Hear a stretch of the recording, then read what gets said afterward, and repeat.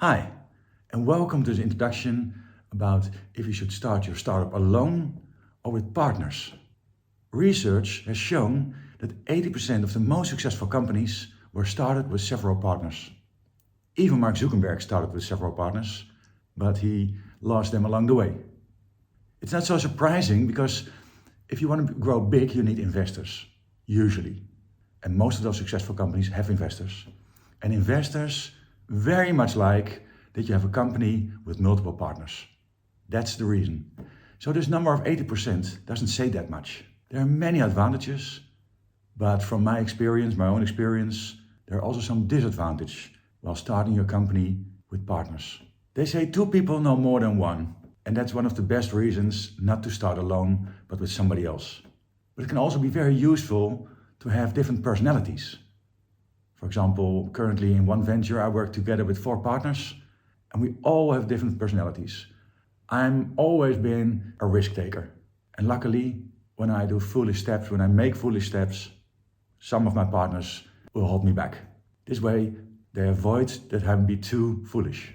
Another reason why it can be very useful to work with several business partners in one company is that the employees can choose the person they want to speak to. Same like in private life. For some topics you go to one person and on other topics you go to another person. In another company I had, I was responsible for creativity and innovation, and one of my business partners was responsible for the operations. And that didn't only suit our skills and ambition, but it also suited our passion. My business partner was passionate about operations, and usually I don't like that so much. So you can divide the tasks that need to be done. I believe that you should be expendable as an entrepreneur. And when you work with several partners, it's way more easy. You also have a bigger network together if you have more partners. And it can be very useful when you want to find investors or want to have some partnerships to work together. And maybe the most important, what I find personally, is when you have setbacks or when you're not motivated for a moment, your partners can motivate you, can cheer you up, so you never feel like you're alone. But there are definitely also some disadvantages by working with partners, especially when you don't arrange some things upfront or if you don't agree about some things upfront. About 2 years ago, I coached 2 entrepreneurs who worked together already for 5 years on a product. But I couldn't find the right customers, so they ran out of money. And when you run out of money, the problems start. I discovered that they didn't talk about their vision and mission for 5 years long. They only start work together because of the product. One was a very good developer and one was good in sales. And now they had to find a new strategy how to find those customers. But to build a strategy, you must talk about your vision and mission.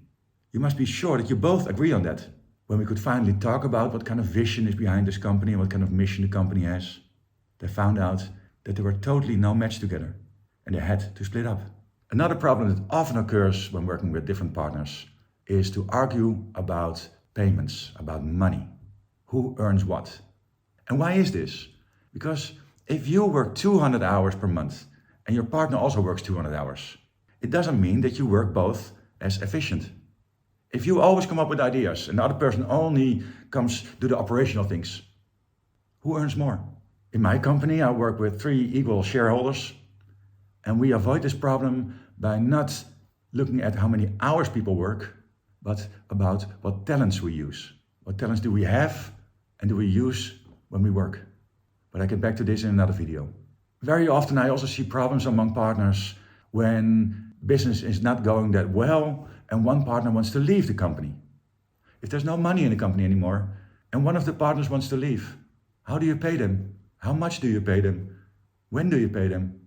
When do you get your shares back? Those are problems that are very hard to solve if you don't make the right agreements upfront when you start your company. In one situation, in one of my ventures, there was a business partner and he truly believed in the future of the company. But we were also a startup, so there was still no money. And the money that we had to invest for the future.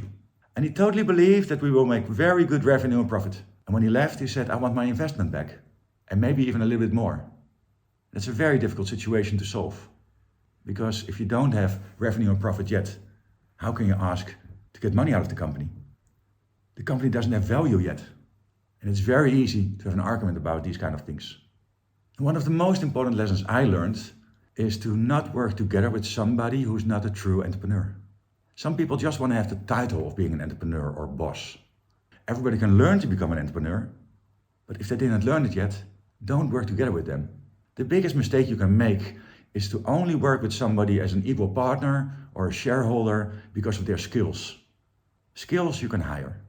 But if you work together as a partner with somebody who only sits there for his ego, who only is there to show off how great he is because now he owns a couple of shares, always the wrong motivation and probably will end into a nightmare. So in my case, some companies I started alone and some I started with partners.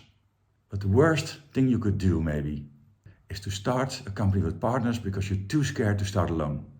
Then ask yourself if you are truly an entrepreneur. And I must say, starting alone is usually a lot more easy. If you can't find the right partners instantly, just start and along the way you will meet the right people to work with. Be you, be wise, and keep on learning.